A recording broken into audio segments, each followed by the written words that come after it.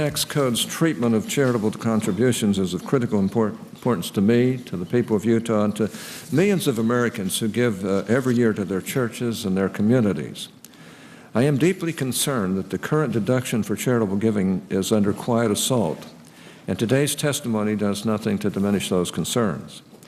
Mr. Chairman, you've assembled an excellent panel to discuss the issues of our tax code's treatment of charitable giving. I am particularly pleased to have Elder Oaks and Mr. Gallagher testify today.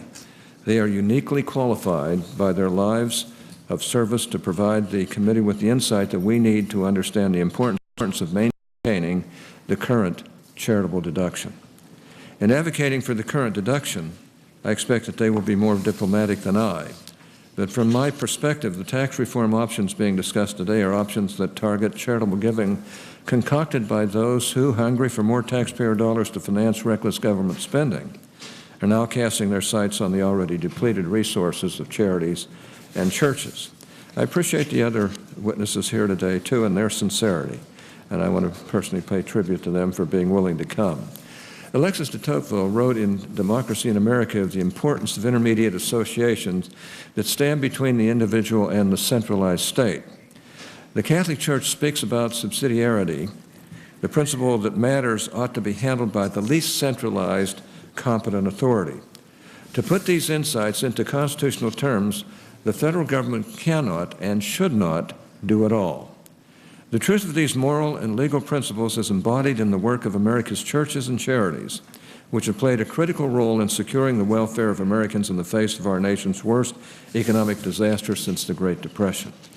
In no small measure, thanks to the administration's lack of focus on jobs and misguided economic policies, our economy is growing much too slowly and unemployment remains stuck above 9%.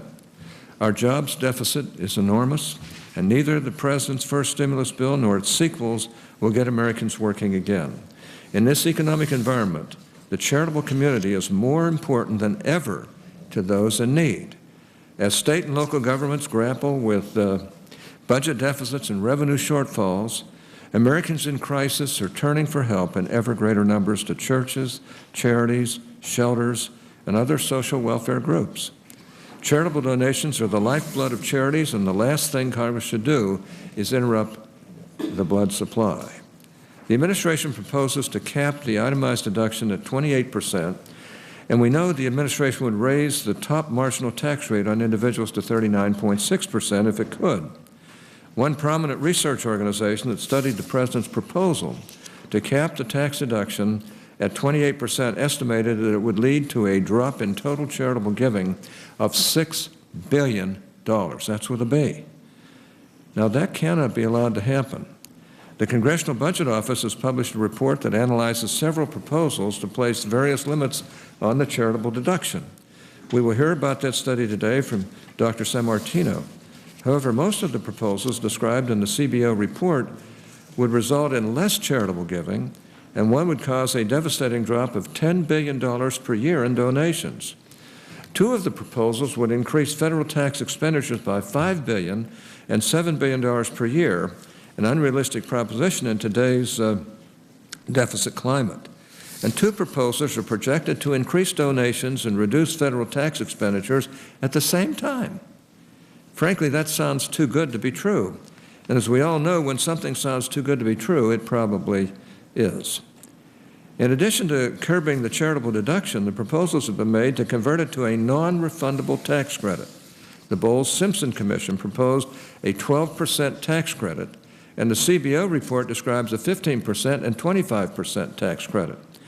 Now, we should make no bones about it. The changes being discussed today are radical ones. There has been a charitable deduction in the tax code for nearly a century, and the proposals on the table would undo it. Now, this is not the area for experimentation by the federal government.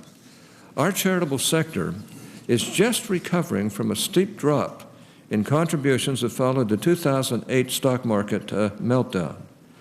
Charities today face the prospect of enduring another recession that will again put downward pressure on charitable giving.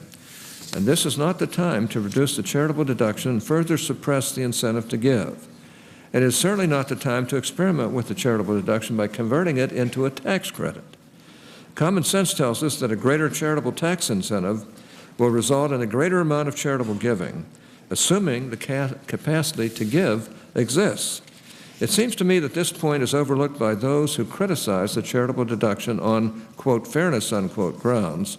That is, on the ground that it is unfair for a donor in a higher marginal tax bracket to receive a larger deduction than a donor in a lower bracket. Now, this sort of reasoning misses the point entirely. The tax deduction is not an end unto itself. The goal is not to reward some donors more than others. In fact, it's not really about the donor at all. It's about the charity. It's about directing sufficient resources to charities so that they can carry forward the good works our society so desperately needs them to perform. It makes perfect sense to provide the greatest tax incentive for giving to the donors with the greatest capacity to give. The upper income donors, the ones with the high marginal tax brackets, are the very donors that are in a position to give substantial amounts to charity. It should come as no surprise that for nearly every 100 years, the tax code has provided such an incentive. This is not just an issue for high-income donors, however. It is important to remember that there has never been a floor on the charitable deduction either, nor should there be.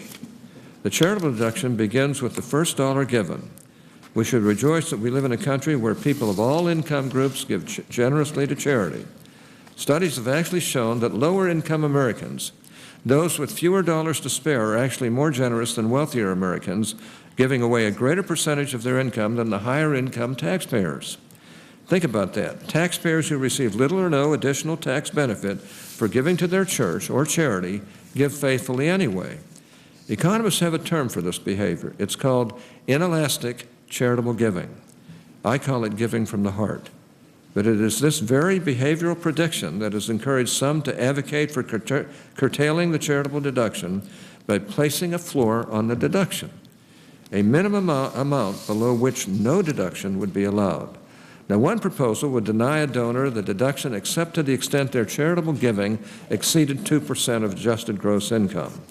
The advocates of this proposal say the following, quote, an argument in favor of this option is that even without a deduction, a significant share of charitable donations would probably still be made. Therefore, allowing taxpayers to deduct contributions is economically inefficient because it results in a large loss of federal revenue for a very small increase in charitable giving, unquote.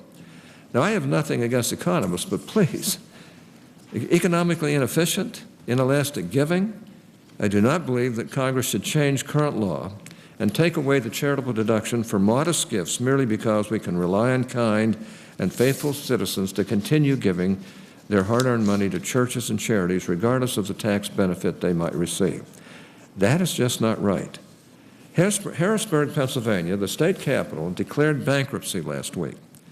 What do you think will happen to the provision of city services in Harrisburg? Who will step into the breach? Churches and charities will. Poverty in America, including childhood poverty, is reported to be at the highest levels since 1993. These are our neighbors. Who is there for them? Local governments, yes, but churches and charities are there too. The food banks and shelters are busier than ever and in need of donations, large and small. I could go on, but we all have heard the stories. We all are aware of the need. I would like to make another point about the charitable deduction that is a very personal one for me and for many Utahns and Americans across the country. Too often, including just recently, this administration has taken actions that, in my view, undermine the mission of our nation's churches and religious institutions. I am deeply concerned that the effect of these proposals to reduce the tax benefit for charitable deductions would have a similar effect, and I urge those who are considering them to think long and hard before going down this path. I'll just close by saying that the charitable tax deduction is unique. It is the only deduction that encourages you not to spend or invest your income, but to give it away. Every charitable gift has one thing in common. The donor is always left worse off financially, but society is made better. We curtail the charitable tax deduction at our peril. Now, I look forward to hearing the testimony of these excellent witnesses here today and studying this as thoroughly as we possibly can. Thank you, Mr. Chairman. Thank you, Senator. And now pleased to welcome our witnesses.